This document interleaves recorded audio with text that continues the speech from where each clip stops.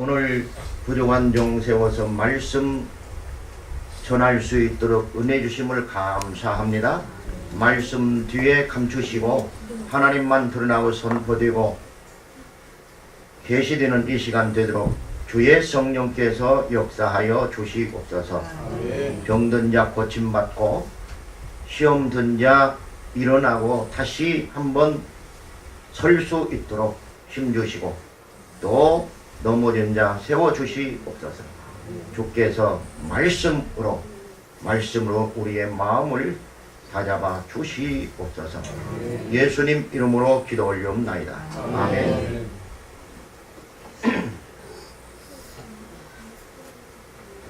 오늘 이 말씀은 전체적으로 바울이 1차 전도 여행을 떠나는 첫 번째, 두 번째, 세 번째 이런 과정 속에서 중간에 비시디아 안디옥을 가게 되는데 거기에서 있었던 상황을 기록한 것입니다.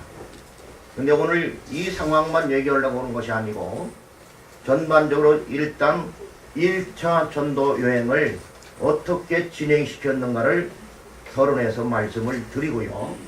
그리고 오늘 선교지를 떠나야 되니까 우리 또한 어떤 정신과 오늘 본문이 교훈하는 것이 무엇인가를 살펴보도록 하겠습니다.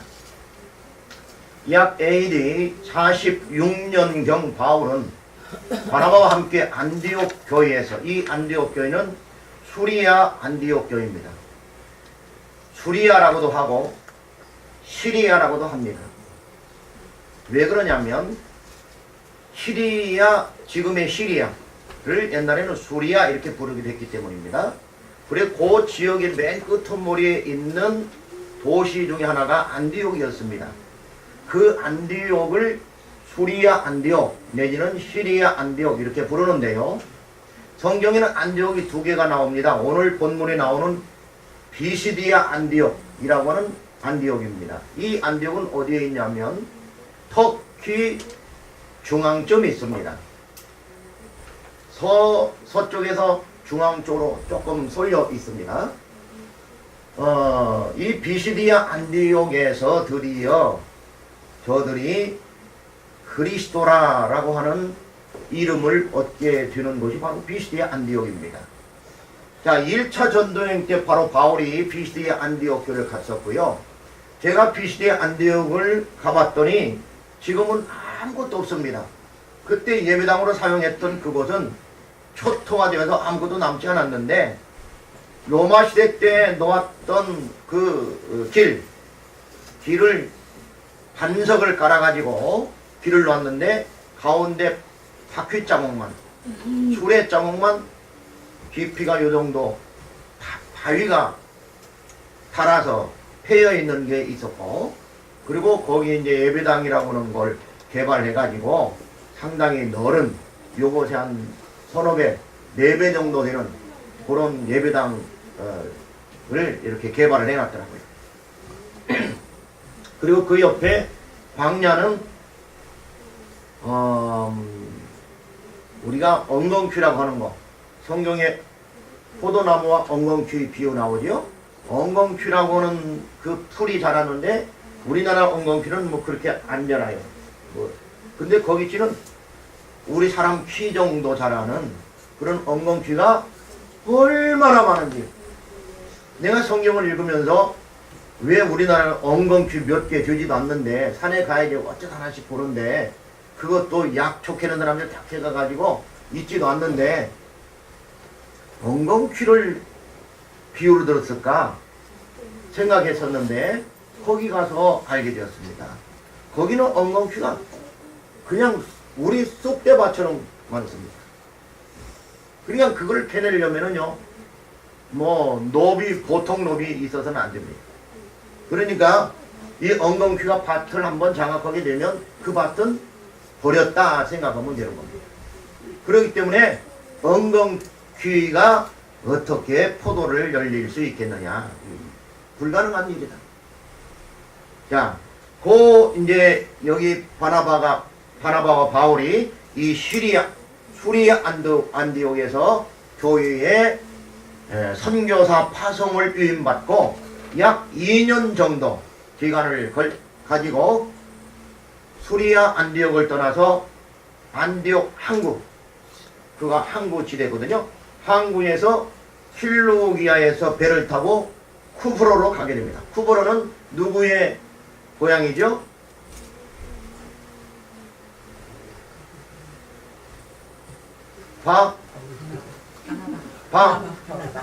바울이 아니고 바나바의 고향입니다.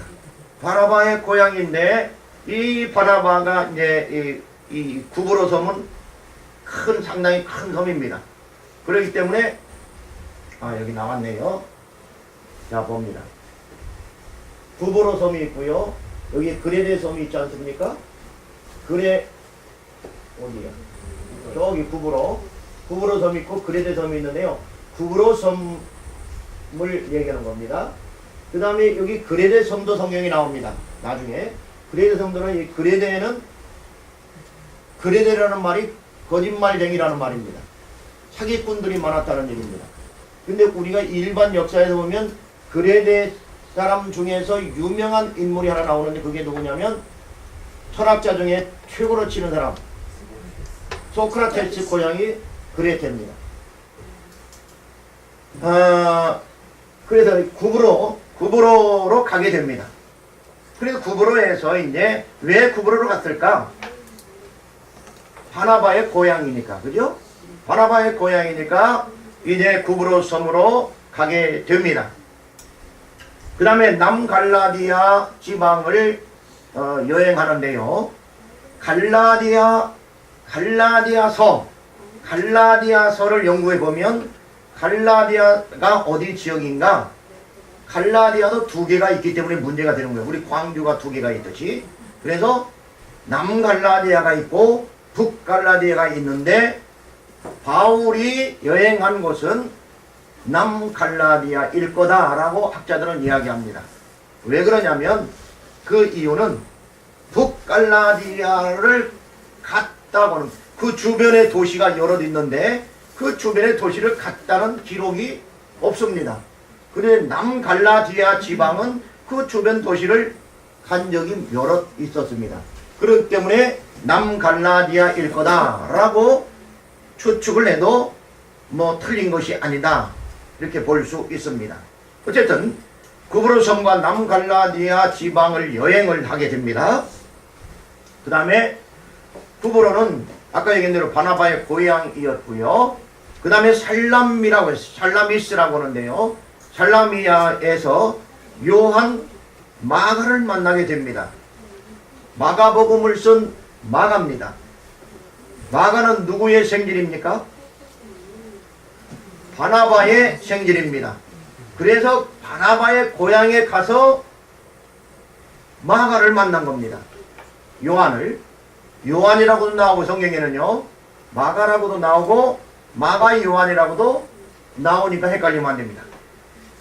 자, 그곳에서 복음을 전한 다음에 그리고 구브로의 수도였던 우리 성경에는 바보라고 나오지만은 바보는 아니고 파포스입니다. 파포스. 발음이 파포스인데 옛날 분들이 바보라고 번역을 한 거예요. 자, 그래서 바보 섬에 수도로 가서 전도를 하게 됩니다. 거기 바보라고는 도시에서 누구를 만나게 되냐면 거짓 선지자 엘루마를 만나게 되는데요. 이 엘루마가 얼마나 반대를 하고 괴롭히는지 바울이 어려움을 당하게 됩니다. 그러나 하나님께서 그 엘루마를 갑자기 뭘로 만들어 봤습니까? 눈이 안 보이는 소병으로 만들어 버림으로 말미암아 그 대결은 그저 뭐 싱겁게 끝나게 맙니다. 그리고 그곳에서 로마 총독 서기오 바울을 만나서 전도하게 됩니다. 이 서기오 바울이 예수 믿는 사람이 되지요. 그 다음에 바보에서 배를 타고 밤빌리아 지방에 버가, 여기도 우리 성경은 버가로 되어 있지만 버게라고 하는 게 좋습니다. 버가에 도착했습니다. 그런데 이 요한 마가가 몇 군데 따라다니지도 않고 이 버가 지방에 도착하면서 아이고 다리야, 난 도저히 못 가겠다. 그러고 일행을 떠나서 예루살렘으로 돌아가 버리기만 합니다. 이 일로 말미암아서 바울은 매우 불쾌해졌고 속이 많이 상했습니다. 아니, 같이 한다는 녀석이 그거 몇 군데 가지도 않고 엘루마 때문에 고생 조금 했다고 그냥 일행을 버리고 가버려? 이런 녀석은 선교에 쓸 수가 없지. 그리고 나중에 2차 전도 여행을 하면서 그가 회개를 하고 자기 삼촌한테 나 또 다시 참여할 테니까 참여를 시켜주세요. 바울 선생님한테 좀 얘기 좀 잘해주세요. 얘기를 했습니다. 그랬더니 쓸 수 없다. 한 번 배신한 녀석은 또 배신한다. 이 얘기는 내 얘기입니다. 그러니까 쓸 수 없다. 바나바는 성품이 온유한 사람이었습니다. 그래가지고 바울을 설득하다가 거기에서 태판 싸우게 됩니다. 성경에 보면 심히 다투었더라 이렇게 기록하고 있습니다. 그러니까 성경에 심히 다투었다고 할 정도면 어느 정도였을까 상상이 가는 겁니다. 그 부드러운 사람들이, 그죠? 누구 때문에? 마가 요한 하나 때문에. 한 사람은 데려갑시다 회개했으니까, 한 사람은 안 돼. 그런데 3차 전도행 때 마가를 데려갔을까요? 안 갔을까요? 바울이 다시 있었습니다. 그러니까 바울도 내심 그렇게 용서해 주지 않으려고 했던 건 아닌 것 같습니다. 어쨌든 이렇게 해서 마가 요한 마가는 예루살렘으로 돌아갔고요. 그 일로 인해서 15장에서 매우 불쾌해서 심히 다투게 되고요. 바울 일행은 이제 타우루스 산맥, 우리 일반 역사에도 나오는데요. 아주 높은 산입니다. 이것은 어디에 있는 산이냐면 시리아와 터키 본토, 시리아와 터키 본토를 가로막고 있는 엄청나게 큰 산이 타우루스입니다. 그러니까 이쪽 이스라엘에서 터키 쪽으로 넘어가려면 이 산을, 우리 태백산보다도 더 높은 산을 꼬불꼬불 해가지고 넘어가야지 터키가 나옵니다. 이런 곳을 넘나들면서 비시디아 안디옥으로 이제 가게 됩니다. 아까 얘기했습니다. 비시디아 안디옥에서 바울이 안식일에 회당에 들어가서 전도를 하게 됩니다. 많은 이방인과 유대인들이 큰 감동을 받고 다음 일요일에도, 다음 안식일에도 말씀을 전해 주십시오 라고 하는 요청을 하게 됩니다. 바울이 거기에서 두 번째 안식일에 돌아오자 설교를 또다시 하게 됩니다. 문제는 이것이 유대인들의 마음을 불쾌하게 했다는 겁니다. 유대인들은 그 사회에 거의 상당히 지배력을 가지고 종교적인 지도자가 많이 있었는데, 이런 자들이 이제 바울이 와서 자기들이 믿는 구약에 나타난 모세 오경을 중심으로만 설교를 하지 않고 자기들의 선배들이 죽인 예수, 이단, 지금으로 말하면 이단입니다. 신흥종교의 교수인 예수를 자꾸 전하거든요. 예수가 메시아라고 그러거든요. 그러니까 아주 불쾌했습니다. 그래서 반대하기 시작을 했고 바울 선교에 방해를 하기 시작하게 되는 겁니다. 바울은 이방인 선교에 대한 확고한 다짐을 하고서 이고니온으로 향하게 됩니다. 이고니온에서 복음을 전하는 일행은 믿지 않는 유대인들이 바울을 돌로 치고 협박하게 되는 것을 피해서 루스드라와 더베로 가게 됩니다. 물론 바울이 이단 예수를 전한다고는 소문이 그 소아시아 쪽에 쫙 퍼져서 유대인들 중에 이미 각인되어 있었기 때문에 바울이 주로 복음을 전거할 때는 어디 가서 먼저 복음을 전거했냐면 회당을 먼저 가서 복음을 전거했습니다. 근데 회당을 들어가자마자 복음을 전거하자마자 얼굴을 몰라도 저 녀석이 바울이군, 이렇게 유대인들은 알 정도로 이미 소문이 꽉 퍼져 있었습니다. 그래서 바울이 복음만 증거하면 반대하기 시작합니다. 쫓아내기 시작합니다. 심지어는 아까도 얘기했는데 루스드라에서는 어떻게 해요? 잡아 죽이려고.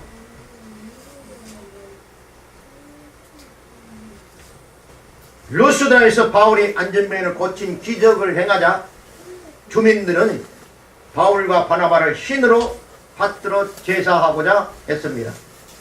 자기들이 믿는 허메와 스스 신이, 이거는 부부신이거든요. 허메와 스스, 이 부부가 나타났다. 사람으로 환생했군.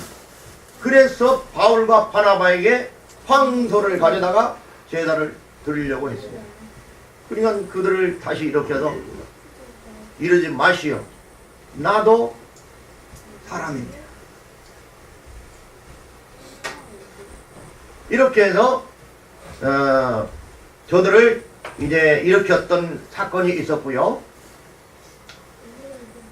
그 다음에 유대인들이 비시디아 안디옥과 이고니온에서 루스드라까지 쫓아다니면서 바울을 돌로 쳐 죽이려 했던 것입니다. 죽을 위기에서 벗어난 바울과 바나바는 이튿날 더베로 가서 많은 사람들에게 복음을 전하고 제자로 삼은 사건이 있었습니다. 이때에 더베에서 누구를 얻게 되냐면 디모데를 얻게 됩니다. 그 다음에 바울과 바나바는 돌아오는 길에 전동한 형제들의 믿음을 굳게 하기 위해서 다시 루스드라와 이고니온, 비시디아, 안디옥, 그 다음에 버가에서 전도를 하고 아탈리아에서 배를 타고 수리아 안디옥으로 돌아오게 됩니다. 수리아 안디옥은 바울의 1차, 2차, 3차의 베이스 캠프 역할을 했다고 말씀드린 바 있습니다. 자, 이렇게 한 바퀴 돌아온 세월이 몇 년 걸렸느냐? 약 2년 정도 걸렸습니다. 자, 수리아 안디옥 교회에서 선교사 2명을 뽑는데 성령의 의지에서 기도하고 뽑았더니 누가 나왔느냐? 담임 목사하고 부목사가 나왔습니다. 그 사람들이 바울과 바나바였습니다. 교회를 비고 두 목사가 다른 장로님들에게 교회를 맡겨놓고 2년간 필리핀 가서 전도하다가 왔다. 그러면 어떻게 될까요? 어떻게 돼? 더 많이 부흥했겠지. 여러분, 교회는 누구 것인가? 하나님 것입니다. 그렇기 때문에 교회에 욕심내면 된다, 안 된다? 안 되는 거예요. 목사도 마찬가지고 성도도 마찬가지입니다.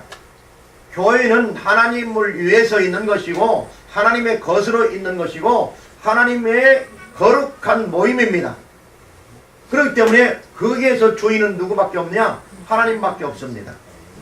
그렇기 때문에 누가 선교사로 파송 잡든지 누가 복음 전도자로 나가든지 우리는 최선을 다해서 도우면 되는 것입니다. 오늘 이번에도 선교 비용이 1,500만원 신발 빼놓고 신발 한 1,300걸레는 빼놓고 한 500만 원 정도 현찰로 준비해서 다 지급할 거 지급하고 지금 달러로 바꾼 것 바꿔놨습니다. 그리고 500만 원 또 건축비로 따로 이렇게 해놓고 여러분 적은 돈이 아닙니다. 우리 같은 교회에서는 어마어마한 돈입니다. 그러나 왜 이 돈을 쓸 수밖에 없느냐? 주께서 명령하셨기 때문입니다. 주께서 복음을 증거하라고 오늘 여기에서도 했으니까 바울과 바나바 그냥 수리아 안디옥 교회에 있으면요 그 사람들은 그냥 그들이 대접해 주는 거 먹고 옷도 빨아주고 집신도 씌워주고 걱정을 하나도 없습니다. 그런데 장로들이 모여서 기도했더니 성령께서 바울과 바나바를 따로 세우라고 명령하신 거예요. 여러분 형편이 어떻게 어디에 있든지 염려할 게 있다 없다? 없다는 거예요. 누가 함께 하느냐? 하나님 함께 하십니다. 하나님은 살아계시기 때문에 지금 우리와 함께 계시고 우리 곁에 임재해 계시는 겁니다. 이 사실에 대하여 의심한다면 그건 큰일이 아닐 수 없습니다. 그리고 무의식적으로 우리는 믿지 않습니다. 하나님 함께 한다는 것을. 무의식이라는 거는요 프로이트에 하면 우리가 이렇게 생각하는 것은 의식이라고 합니다. 의식. 그리고 그 밑에 뭐가 있냐면 전의식이 있답니다. 그 전의식은 뭐냐? 언제든지 내가 홀똘히 생각하면 꺼내서 쓸 수 있는 지식을 전의식이라고 합니다. 그런데 그 밑에 무의식이 있습니다. 근데 이게 어떻게 되냐면 얼음 물속에 잠기는 뭐지? 빙하처럼 이렇게 있다는 거예요. 그러니까 여기 무의식은 어마어마하게 많은 것들이 있다는 거예요. 매장되어 있다는 거예요. 근데 이것은 내 의식을 가지고 꺼내 쓸 수 없답니다. 무의식은. 그런데 그러면 어느 때 나오냐 이러면 이 녀석은 자기도 모르게 본능적으로 자기도 모르게 그게 튀어나올 때가 있다는 거예요. 이렇게 세 단계가 있다고 합니다. 그런데요 우리는 무의식적으로 하나님을 불신앙하는 아주 못된 버릇들이 있다는 거예요. 여러분 의지로 하나님 만날 수 있다고 생각합니까? 여러분 의지로 교회를 정하거나 여러분 의지로 하나님을 만날 수 있거나 여러분 의지로 성경을 마음대로 내 마음대로 읽을 수 있다고 생각한다면 큰 오산입니다. 우리의 무의식은요 우리를 그걸 못하게 잡고 오는 겁니다. 이 성경적으로 얘기하면 그것을 육신의 정욕입니다. 그래서 우리는 이 두 가지의 사람이 싸우는 거예요. 프로이트는 세 가지라고 얘기했지만 사실은 육신의 사람, 그 다음에 영적인 사람, 이 육적인 사람은 내추럴맨이라고 그러는데요. 이 사람은 늘 이 세상의 것과 욕심의 것들을 추구합니다. 그것을 바라보고 갑니다. 나도 모르게 그냥 영적으로 살려고 노력하지 않으면 그 녀석이 나타나가지고 나를 뒤로 끌고 갑니다. 남을 미워하게 하고 정죄하게 하고 시기하고. 우리는 영적인 사람, 스피리추얼 맨이어야 되는데 그러려면 어떻게 되느냐? 우리가 스피리추얼 맨이 될 수 있느냐? 그건 불가능합니다. 그거는 주의 성령이 내 안에 오셔서 내 인격을 지배하지 않는 한 불가능한 일입니다. 그래서 내가 완전히 그분에게 이렇게 구속받는 거 말고 지금 어떤 대통령처럼 구속되어야 되는 거예요. 성령에게 끌려다녀야지 내가 영적인 사람이 되지 그렇지 않으면 불가능하다. 여러분 성령께 구속되시기를 바랍니다. 그러면 2년 만에 바울이 전도 여행에서 돌아와서 교회들에게 보내는 편지를 보냈는데 그게 갈라디아서입니다. 1차 전쟁을 마치고 수리아 안독에 와서 편지를 썼습니다. 그리고 자기가 다녀온 곳에 교회들이 돌려보도록 편지를 보내는 거예요. 그 편지가 바로 무슨 편지다? 갈라디아서. 여러분 이번 단기 선교 일주일밖에 되냐면 우리는 2년까지는 할 수 없으니까 2년 하게 되면 신천지 들어올지도 몰라요. 일주일 갔다 오지만은 하나님께서 우리 교회와 또 그쪽 현장에 놀라운 역사를 일으킬 겁니다. 왜냐하면 하나님은 살아계시기 때문입니다. 우리의 마음을 보시고 우리가 하는 행동들을 보시고 그분은 거기에 반응하십니다. 구원은 그분의 절대적인 주권적 역사이고 단독적 사역이지만 그 외의 여러 가지 상황들은 우리의 믿음을 보시고 우리의 행위를 보시고 거기에 반응하신다 그 말이에요. 그렇기 때문에 우리는 최선을 다해서 하나님 앞에 나아가야 됩니다. 오늘 칼럼도 그래서 최선을 다하는 삶이 아름답습니다. 읽어보셨습니까? 예. 여기에는 우리 교회 안 다니시는 한 분이 나옵니다. 이분도 우리 교회에 나올 줄 믿습니다. 이번 선교에 교회를 안 다니시는 분이 한 분 가시는데 유일하게 그분입니다. 부인은 천주교를 나간다는 거예요.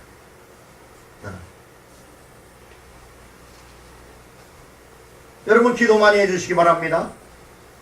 그분이 예수 믿고 구원받아서 우리와 함께 천당 가야 될 거 아니에요?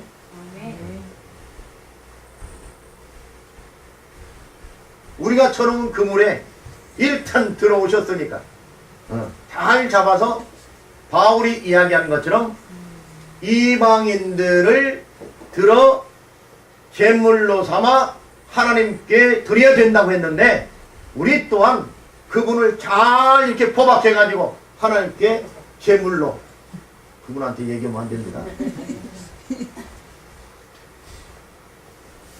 드려지게 될 줄로 믿습니다. 하나님의 뜻은 사람의 의지를 초월합니다.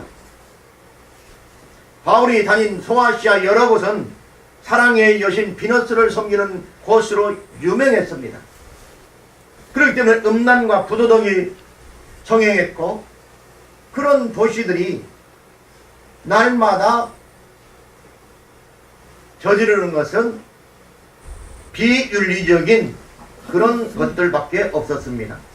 미신이 성행하고 대부분 고위층 인물들은 자기의 마법사, 다시 말해서 점쟁이나 요술쟁이, 마술사들을 두고 있었습니다. 그래서 뭔 일이 생기게 되면 그 사람한테 물어보는 거예요. 자, 이번 대통령도 제일 문제가 된 게 뭐예요? 그 사람한테 물어봤기 때문에 문제가 됩니다. 우리는 그 사람이 아니고 누구한테 물어야 됩니까? 그 하나님께 물어야 해요. 그 하나님.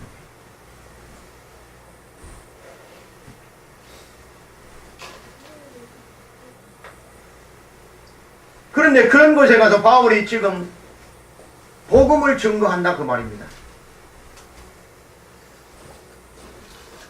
자, 하나님의 뜻은 사람의 모든 것들을 초월해서 역사하신다고 했는데요. 이것은 왜 그럴 수밖에 없느냐면 사람과의 관계가 하나님과의 관계 속에서는 언약적 관계가 이루어지기 때문입니다. 사람과 하나님과는 언약적 관계 속에서 구원도 하시고 언약적 관계 속에서 복도 주십니다. 그렇기 때문에 그 언약을 이루는 사람, 언약대로 사는 사람, 언약대로 지키는 사람, 그 사람은 하나님의 복을 받게 되어 있습니다. 하나님은 분노하시지요. 하나님은 감정이 있지요.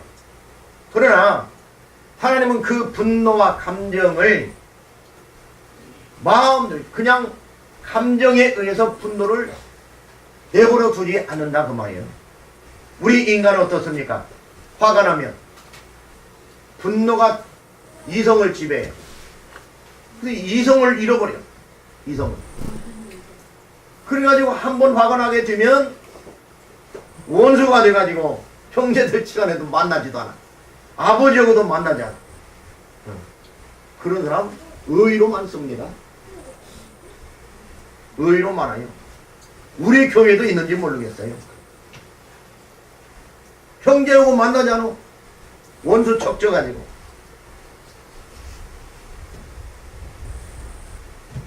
그런데 하나님은 그러지 않는다 그 말이에요. 하나님은 감정을 마음대로 표출하시지만 그러나 감정이 이성과 지성을 초월하도록 내버려 두지 않습니다. 그리고 심판하실 때는 꼭 무엇에 의해서? 법에 의해서 심판하시고 언약 관계 속에서 심판하신다 그 말입니다. 여러분 언더우드와 아펜셀러를 아십니까?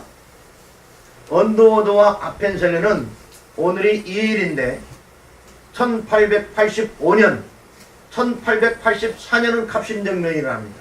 3일 천하로 끝났지만 그리고 85년도에 언더우드와 아펜셀러가 인천 항구에 일본을 출발해서 들어오게 됩니다. 근데 아펜셀러는 항구에서 배에서 땅을 부도에다가 딛게 되면 그거는 남의 나라를 침범한 겁니다. 침범. 그렇기 때문에 다시 수석을 밟아야 돼요. 그러니까 배에서 내리지 않고 계시다가 다시 일본으로 돌아갔습니다. 아펜셀러는. 그리고 1년 후에 돌아오게 되고요. 언더우드는 발을 딛고 내려서 오게 되는데 이 언더우드가 바로 장로교 목사가 됩니다. 장로교 목사였습니다. 그래서 감리교보다 장로교 목사가 1년 빨리 들어왔습니다. 자, 그런데 그 얘기를 하려고 하는 게 아니고 그들의 공통점이 하나 있는데요. 그들은 자기들의 뜻과는 전혀 관계없이 한국으로 들어오게 되었다는 사실입니다. 먼저 언더우드를 먼저 생각해보면 언더우드는 원래 좋은 대학을 나오고 인도로 선교사로 나가려고 준비를 하고 기도하고 있었습니다. 인도 선교사. 그러나 선교지를 이제 마지막 결정해야 되는 순간에 하나님께서 이런 생각과 환상을 주십니다. 조선엔 갈 사람이 하나도 없구나. 조선은 어이할꼬. 이런 음성이 들렸습니다. 이런 마음이 하늘로부터 들려왔습니다. 그래서 그 음성을 들은 후에 생각을 바꿔서 언더우드가 조선으로 선교사로 나오기로 기록하게 됩니다. 그래 뭐 언더우드만 그랬다고 그러면 이거는 우연이겠지. 근데 아펜셀러도 마찬가지입니다. 아펜셀러도 처음은 자기가 일본 선교로 가려고 했습니다. 당시 일본에서는 무사계층에서 집단적인 개종이 이루어지고 있었습니다. 그런 의미에서 조상이 스위스 용병이었던 그에게 있어서 일본은 아주 매력적인 그런 나라로, 환상적인 나라로 이렇게 이미지가 좋았습니다. 반면에 조선은 아시아의 마지막 남은 은둔국, 폐쇄국가, 거기 가면 죽을 수도 있는 나라, 우상이 드글드글 하는 나라, 이렇게 인지되어 있었기 때문에 조선은 꿈도 꾸지 않았습니다.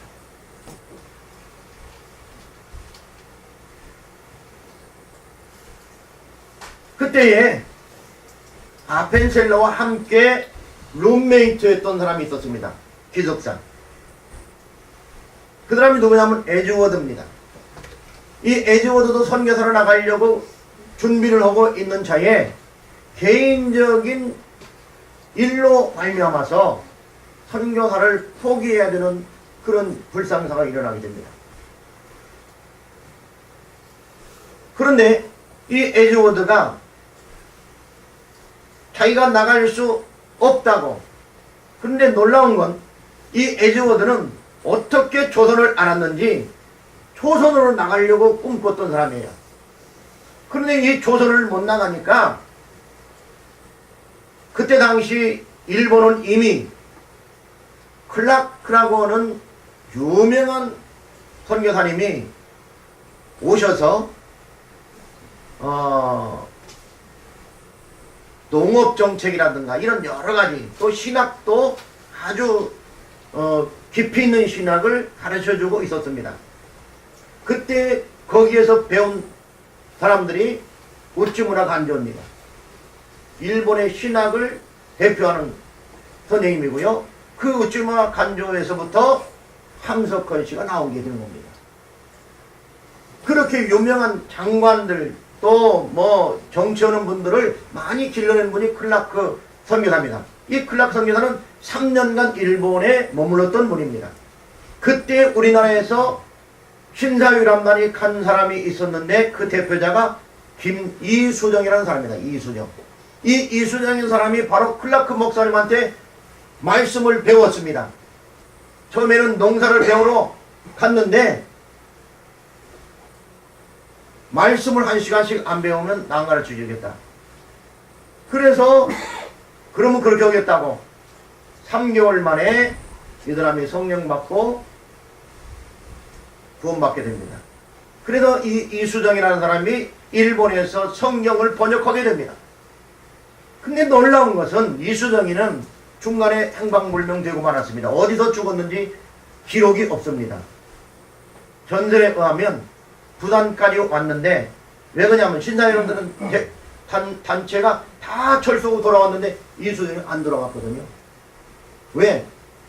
복음 때문에 미쳐가지고. 그리고 우리나라도 복음이 들어가야 된다. 그런 편지를 써서 미국으로 보내고 우리나라도 선교사 파송해 주세요. 그리고 거기서 성경을 번역하느라고 자기는 안 돌아버렸어요. 반역행위죠. 그래서 몰래 부산으로 들어왔는데 거기서 아마 누군가에 의해서 처형되지 않았나 이렇게 전설 따라 삼천리가 있는데요. 그건 뭐 정확한 건 아니고 어쨌든 그분은 그렇게 됐고 근데 하나님은 이수정을 통해서 성경을 번역하게 해가지고 일본을 거쳐오는 아펜셀러 그리고 언더우드 이 두 사람이 이수정이 번역한 성경을 한국어 성경을 가지고 인천항으로 들어왔다는 사실입니다. 이게 우연히 있을 수 있는 일입니까? 그리고 아까 에즈워드라고 하는 이 청년이 자기 개인적인 일로 한국의 선교사를 못 나오게 되냐? 룸메이트인 아펜셀러를 얘기했습니다. 야, 일본은 선교사들도 많고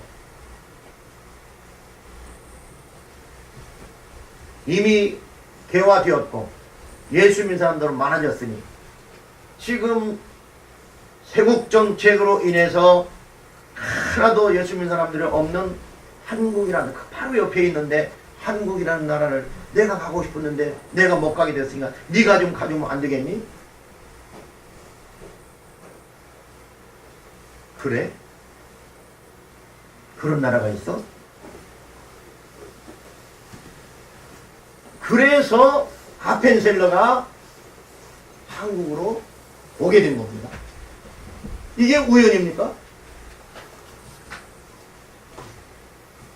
언더우드가 인도로 가려다가 하나님의 음성을 듣고 조선으로 오게 되고, 아펜셀러가 에드워드의 부탁에 의해서 일본으로 가려다가 일본을 거쳐서 한국으로 오게 된 일이 우연이겠느냐 이 말이에요. 그리고 두 사람이 일본에서 만나가지고 한국을 들어오게 되는 거예요.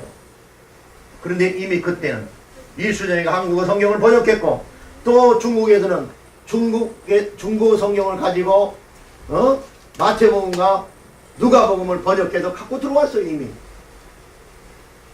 우리나라는요, 외국에서 한국 사람들이 외국 성경을, 일본어 성경과 중국 성경을 번역을 해가지고 한국에 들어온, 그리고 스스로 우리나라 사람들이 개척해서 교회를 세운 유일한 나라입니다. 선교사들이 교회 세운 게 아니에요. 토렉교회는 한국 사람들이 중국 가서 예수 믿고 성령 받아가지고 그 사람들이 와서 세운 교회가 토렉교회예요. 그러니 우리나라가 복받을 수밖에 없지 않습니까? 저는 걱정하지 않습니다. 잘 될 겁니다.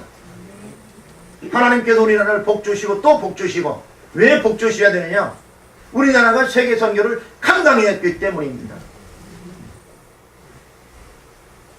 그러니까 하나님은 우리나라에 복을 줄 수밖에 없어요.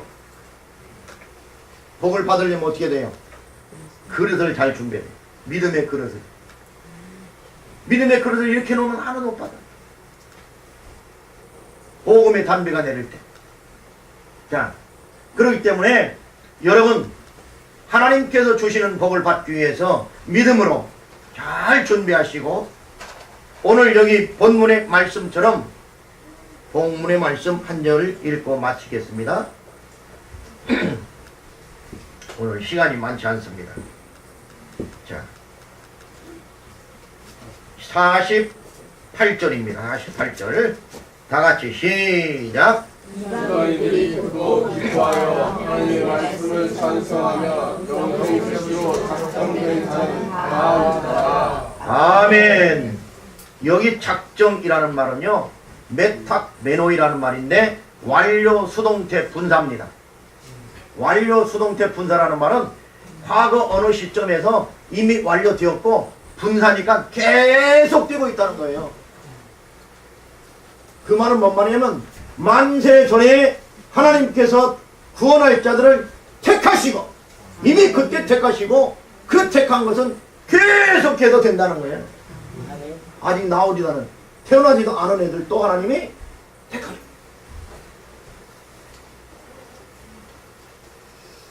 하나님의 놀라운 역사로, 하나님의 작정 가운데 이번 선교도 구원받을 자들은 모두 다 구원받게 될 줄로 믿습니다.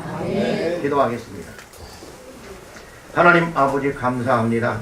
연약하고 부족하지만 하나님의 크신 은혜 가운데 함께하여 주시고, 오늘 또 선교의 비전을 주셔서